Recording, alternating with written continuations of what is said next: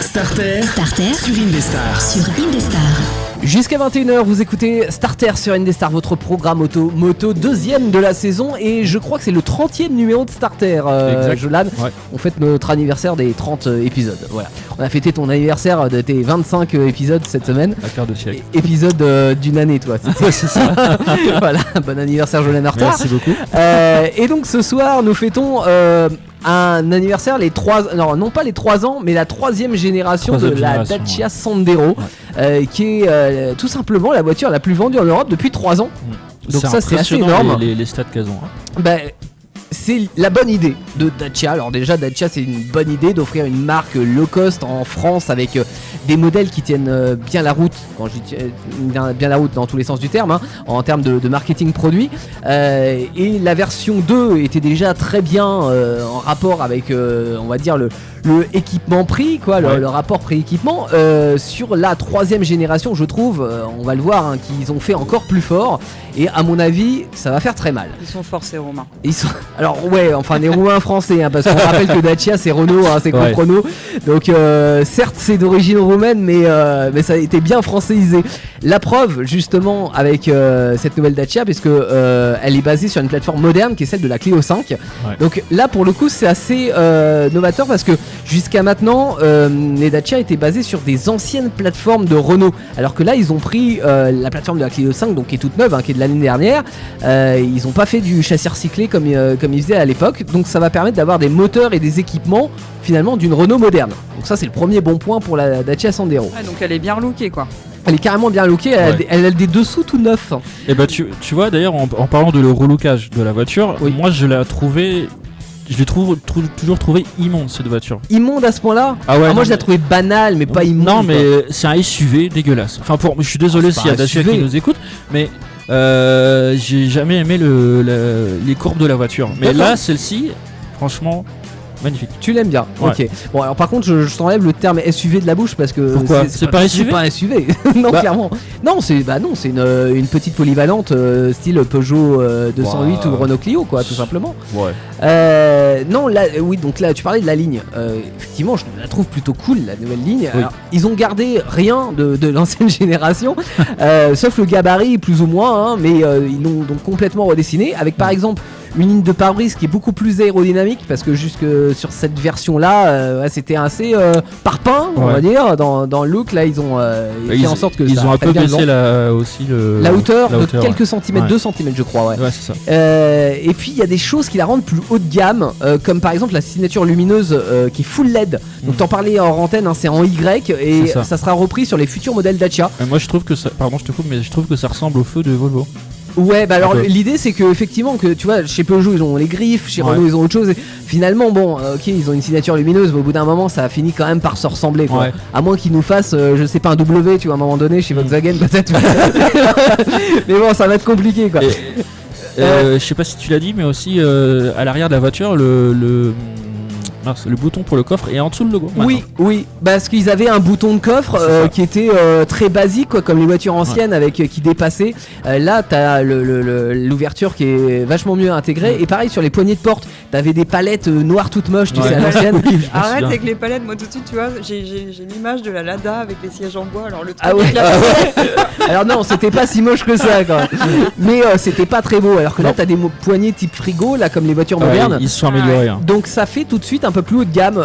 T'as une antenne aussi qui est plus en mode elle est plus en mode cible, tu vois, comme à l'époque, quoi. Sympathique, donc finalement t'as l'impression d'une voiture normale, enfin entre guillemets normale, disons moyenne gamme, qui fait plus low cost.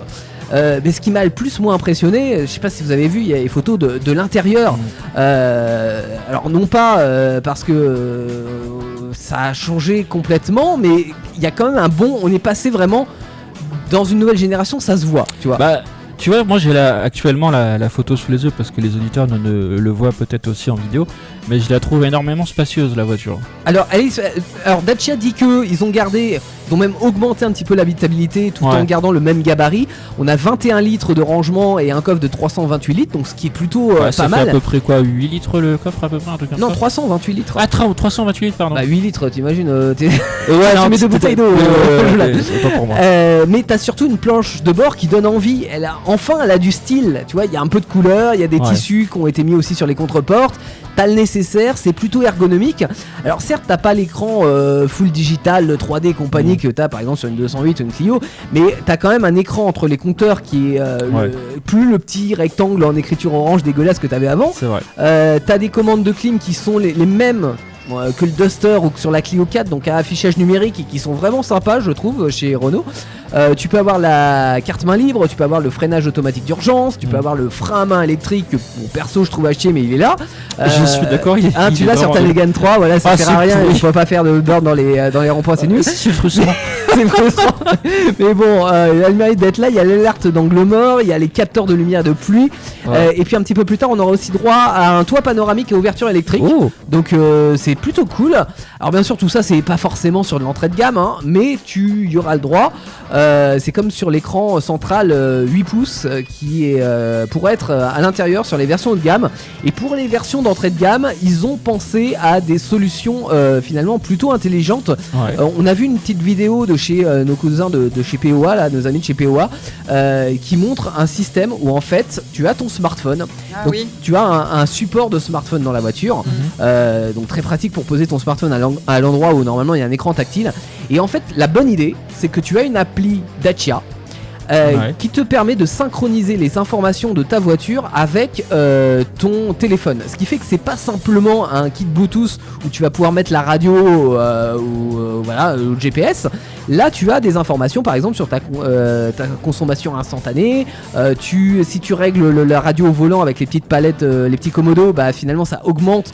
Tu le vois visuellement sur ton téléphone. Et inverse, tu peux régler le volume de ton téléphone, ça va augmenter le volume de ta radio. Donc il y a vraiment une synchronisation qui se fait entre les deux. Et je trouve que c'est sympa parce que finalement ça économise le prix de l'équipement écran tactile version connectée que tu as sur les versions haut de gamme. Mais t'as pas rien quoi. T'as pas rien et t'as même tout le nécessaire comme une voiture moderne avec toutes les informations dont t'as envie. Je sais pas ce que vous en pensez, en fait, ce que tu es en train d'expliquer, c'est que par exemple, moi je suis j'écoute Spotify. Je veux écouter Spotify dans ma Dacia. Je suis pas de Dacia, mais admettons. J'écoute Spotify dans ma Dacia. Et du coup, ça fait comme un mirror screen. Comment ça fonctionne ? C'est mieux qu'un mirror screen. En fait, c'est une application que tu as sur ton smartphone qui va synchroniser et les applications que tu as sur ton smartphone et les informations de la voiture, comme si tu avais, vous savez, les prises OBD qu'on branche, que branchent par exemple les garagistes pour avoir les informations sur ta voiture, s'il y a une défaillance, etc. En fait, ça va faire la même chose. La synchronisation va se faire entre la voiture et ton téléphone. Donc tu as, si tu, par exemple, tu augmentes ton volume, tu veux zapper, tu veux passer un tu titre. changes tes stations de radio qui seront sur ton autoradio interne de ta voiture, que tu auras même plus le bloc autoradio physique comme on avait l'habitude d'avoir. En fait, tu auras juste les informations sur ton petit écran entre tes compteurs, sur le conducteur, et les informations qui seront screenées sur ton smartphone. D'accord. C'est cool. Le seul inconvénient, c'est que si t'as pas de smartphone, voilà, bon, ça te bloque si un peu. Si t'as un 3310 comme sur le micro de... Oui, vous le voyez en vidéo, si vous êtes sur le podcast vidéo, on a mis un Nokia 3310, comme quoi ça sert à tout, sur le bras de micro de Virginie pour qu'il fasse contrepoids. Et ça fait le taf. C'est terrible, et regarde. Il est bien dressé. Il est bien dressé, il ne remonte plus. Voilà. Ah bah si, il remonte, tu vois. Bon, après, donc sur les versions un peu plus haut de gamme, il y aura des versions avec le Media Display ou le Media Nav. Donc ça, c'est les systèmes d'entertainment où tu auras un écran dédié. Donc pour le Media Nav, tu auras non seulement le GPS intégré, mais tu auras aussi les systèmes Apple CarPlay et Android Auto qui permettent donc de synchroniser vraiment avec ton téléphone avec un système propre. Et ça, c'est un petit peu fou parce qu'en fait, sur la Clio 5, tu l'as pas ça, et tu l'as sur la Sandero, et j'ai trouvé ça alors que c'est la même base technique, etc. T'as pas ce système là en fait. Non, tu l'as pas sur la Clio 5, t'as un système entertainment sur la Clio 5, mais t'as pas l'Apple CarPlay, l'Android Auto. Pour ce qui est des moteurs, alors ils arrêtent les diesels chez Dacia. Bon, ça c'est pas si étonnant finalement sur ce secteur, enfin sur cette gamme de prix. Par contre, il n'y a pas d'hybride non plus pour le moment parce que ils disent que ça coûte encore trop cher à produire pour une voiture à bas prix. Donc on est pour le moment sur 3 offres moteurs. On a un essence de 65 chevaux qui doit pas avancer très certainement, hein. On a un 90 chevaux qui pourra d'ailleurs être équipé en boîte automatique, et ça c'est une première chez Dacia.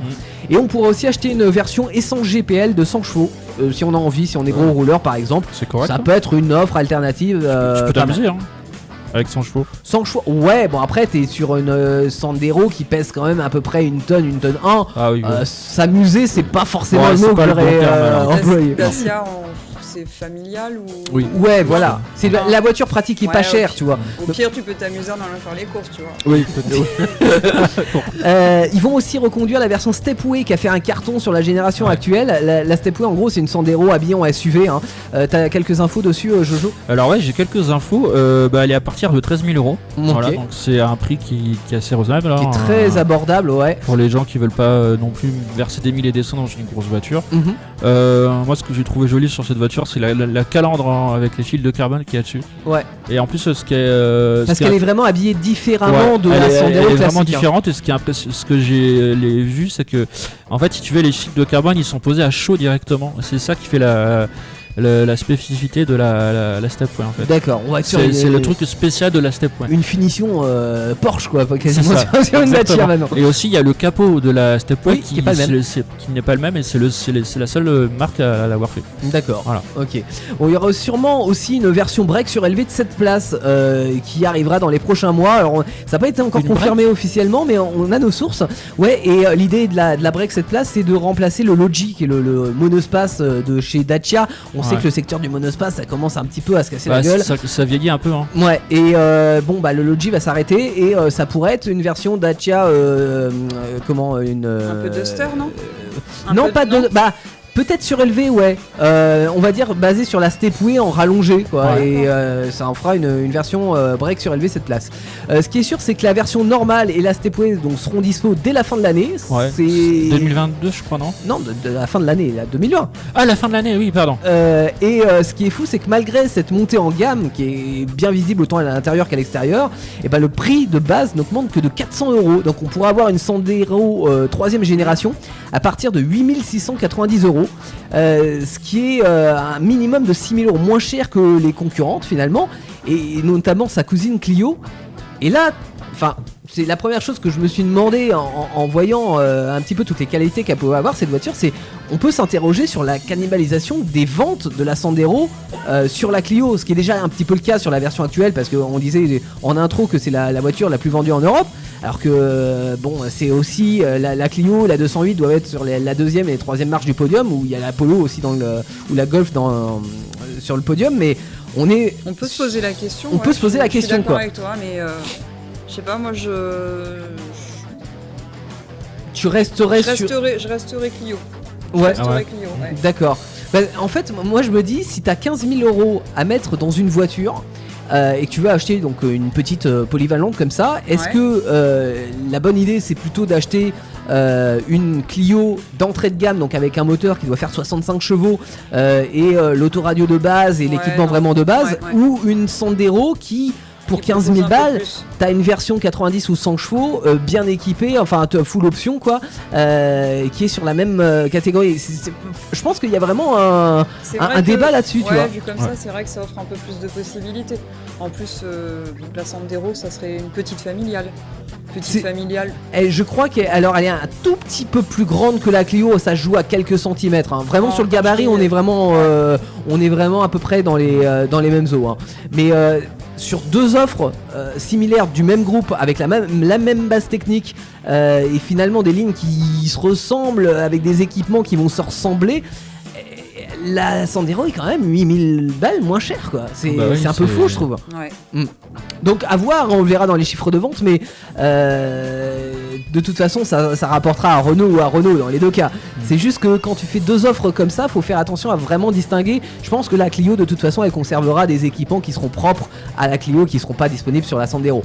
Mais celui qui cherche pas forcément l'équipement hyper novateur, il y a de quoi se poser des questions au moment. Vos émissions préférées où vous le voulez, quand vous le voulez, avec les podcasts Indestar. Dispo sur indestar.fr et toutes les plateformes internet.